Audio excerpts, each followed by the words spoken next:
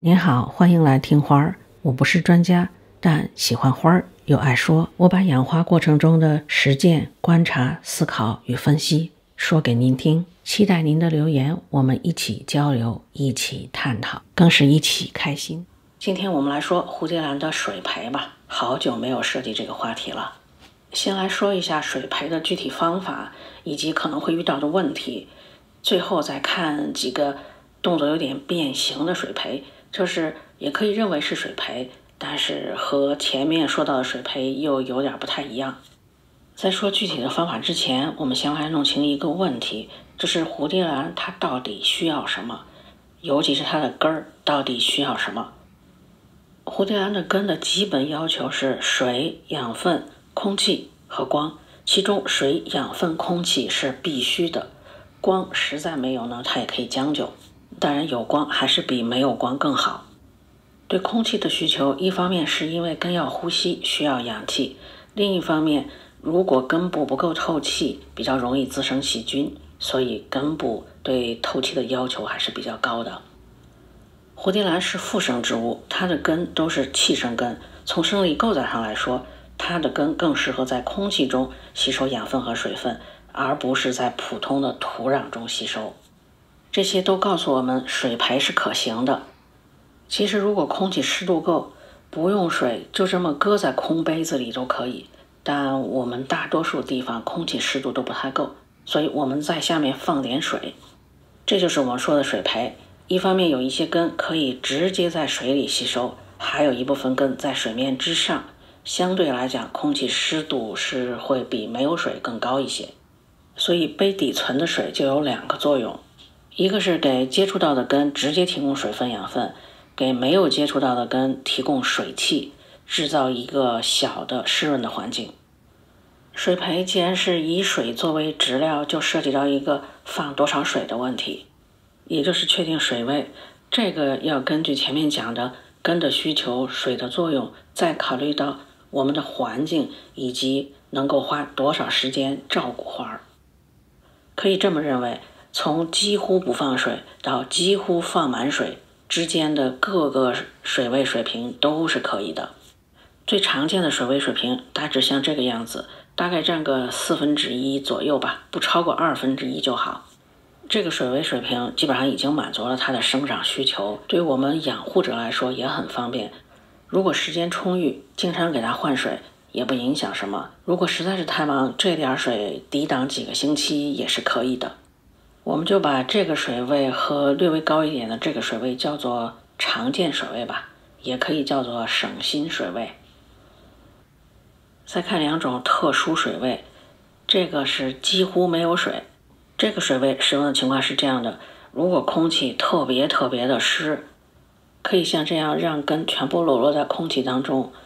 不过如果空气干湿不定，今天湿明天干这种情况，建议底下还是放一点点水，免得干的时候忘了放水。再就是如果温度过于低，比如说像我这儿冬天，有的时候夜里温度能够到12、3度、11、2度，这个就太低了。如果是水培的，尽量把水位放低，甚至可以到这样不放水。在温度特别低的时期，如果是这样不放水，可以在白天中午温度相对高一点的时候稍微喷一点水，或者不想那么麻烦的话，就在这底下放一层非常薄的水。低温的时候生长放缓甚至停止，对水的需求极少，蒸发也慢，即便是放很少一点水，可能也好多天不会干。所有的根泡过之后需要晾一晾干一干，也会采取这种几乎没有水的水位。水几乎装满的这个水位一般是在泡根的时候用，泡根包括清水泡根和肥水泡根。清水泡根主要是觉得水面之上的根有点干，需要给它补点水，所以是一种给水的方式。那肥水泡根自然是给肥的一种方式。所以这个满水位还是经常会用到的水位，不过每一次用时间并不会太长，从几个小时到1天吧。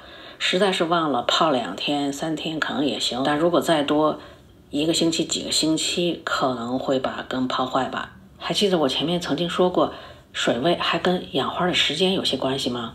如果时间比较充足，还可以采用满水位、零水位交替使用的方式。具体可以这样操作：1天满水位，2天左右零水位，或者1天当中花1-2个小时满水位，余下的时间都零水位，每天都这么做。这就是在用干湿交替的方式给水，但是这个太麻烦了。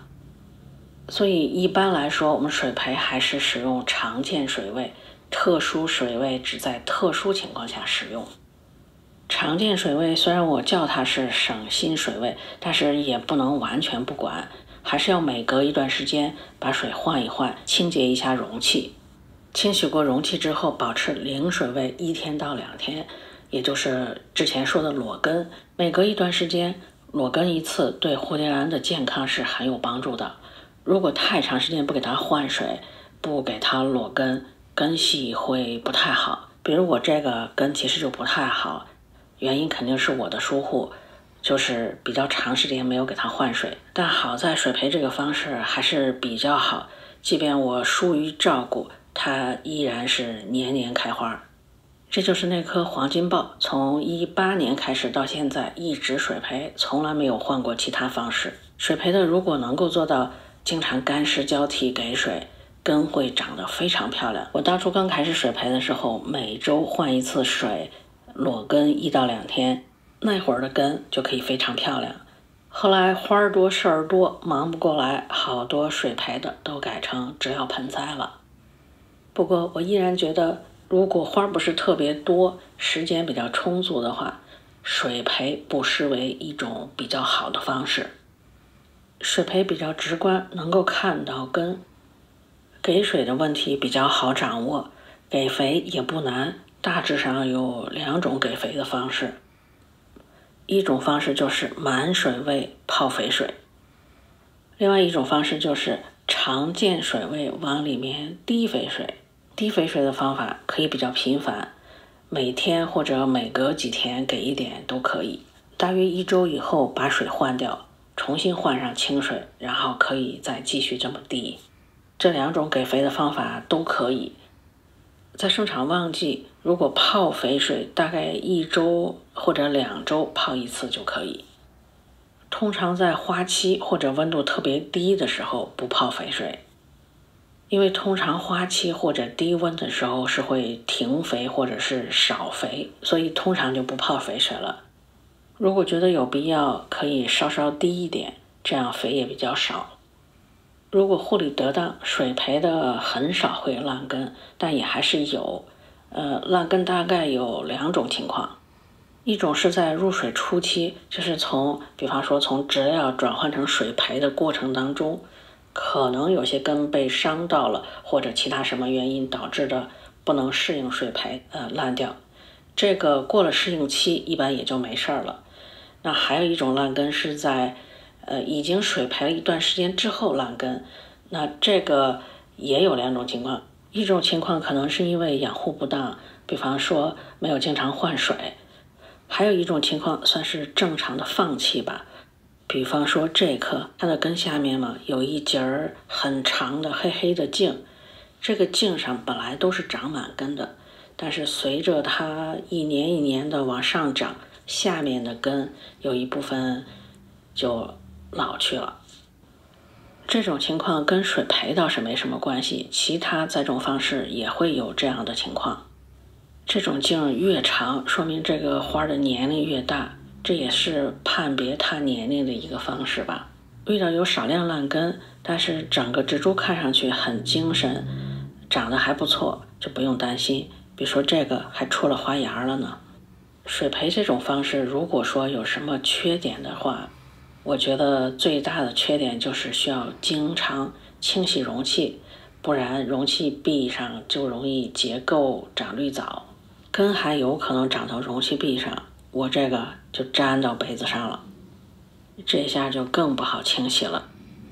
除了清洗容器这一点，我感觉水培也没有什么大的问题了。再来看几个其他的吧。这棵也算是水培，说也算是因为在上面还放了一点点水苔。这点水苔只在面上有，放这点水苔的作用就是能够阻挡一下水汽，让水面之上的根也比较湿润。可以看到下面的根和普通水培一样，都是裸露在空气当中。上面加那一点水苔就可以让我下面的水位特别的低，可能就刚刚碰到下面的根，当然有一条根自己长到水里去了。而我使用的是上下2个杯，下面的杯呢，我可以存很多的水，水位仅仅是碰到上面那个杯的杯底，这样我就既不用担心水少没几天就干了需要添水，又不用担心水太多了泡到根时间太长之后导致烂根。而上面那一点点水苔又保证了即便下面的水碰不到根，完全碰不到根，整个根部的湿度也是非常高的。实际操作下来，您看这里面的根要好得多。这棵我也是很久不给它换水，跟前面那种常规的水培相比，这个方式在我的环境当中好像效果更好，而且我也更省心。这个的给肥方式跟前面一样，也是要么泡肥水，要么就滴肥水，现在是正在泡肥水。加满水之后根看得比较清楚，这个根还真的是挺不错的，上面的水苔也不多，只在上面一点点。这个方法可能很好的满足了根对水、养分、空气、光的需求，所以根就长得很好。关键是我还很省心，花也开得很好，上次是2枝花。再看这个盆里有花，这个红陶盆就是那个自动吸水盆，没有孔。这里面这一颗呢，是之前我抢救的那一颗，在瓶子里抢救出了2个新根之后，我把它换成树皮混料，结果它在树皮混料里又开始烂根，所以我干脆把它拿出来放到这个陶盆里，又把陶盆放在这个大玻璃瓶子里，装上水。之后除了静静的等着，什么也不做，直到今天我才把它搬过来看看。我已经看到它长了新的叶子，下面也有了新的根。这个吸水盆虽然没有孔，但是可以往里面进水，渗进来的，可能渗进来的水和出去的水达到了某种平衡，这个水始终就保持着这么一点点。如果仔细看一下，还有新的根马上要长出来，有2个小小的绿点儿，这也算是一种另类的水培吧。另外这个方法我在想，抢救没有根儿的蝴蝶兰可能也好用。还记得这个吗？前不久刚刚放到这个陶盆里的，这个跟前面那个有点类似，不同的是这个陶盆下面有孔，所以不能像没孔的那样飘在水上，并且因为有孔，所以盆内外的水位是一致的。总之，水培是一个不错的方式，好掌握，又不生虫，又很干净。对于不生虫应该是这样理解，因为下面除了水以外没有其他东西，所以植料里的虫就不容易藏匿了，但是叶子上缝里还是有可能，比方说介壳虫。对于使用的水，最后再做一个补充吧。如果您所在地区的水不是特别硬，基本上自来水就可以。另外雨水也非常好。好，那今天的水培就先说到这儿。之前也说过好几期关于水培的，那一些视频和今天的这个可以互为补充。谢谢您的观看，咱们下期再见。